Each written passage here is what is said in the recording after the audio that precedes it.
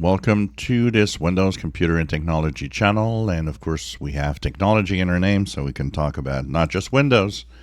Well, smartphones. Smartphones is an interesting market because smartphones, unlike like a PC, basically, a lot of people hang on to their devices for a long, long time. We were talking about how there's a high number of people, especially on the Android side, that use an outdated phone that doesn't have security updates anymore, and how that is kind of a problem in security.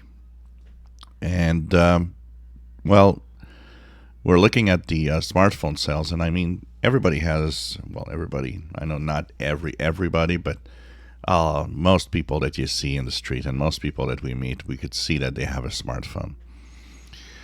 And this is interesting because smartphone sales went up for many years. They were like always positive growth in many, many, many years. Then the pandemic hit in 2020 and smartphone sales kind of dwindled to a very low number.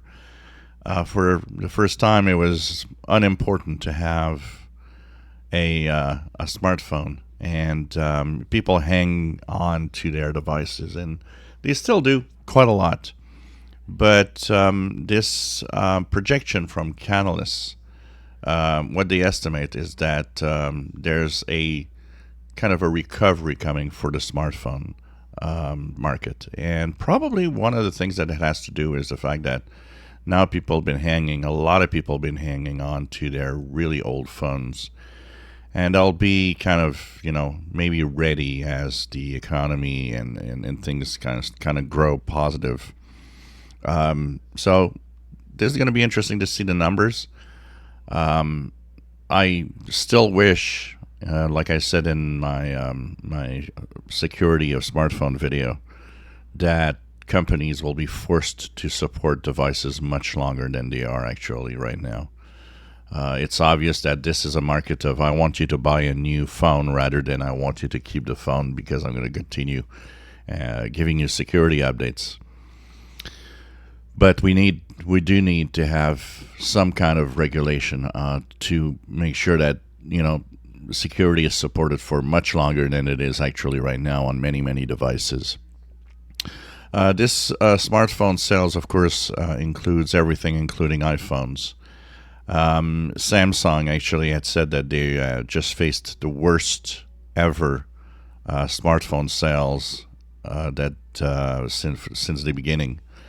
That might be the end soon, as even though the growth was negative, what we see and what they predict actually here at Canalys is that the future might actually be more positive.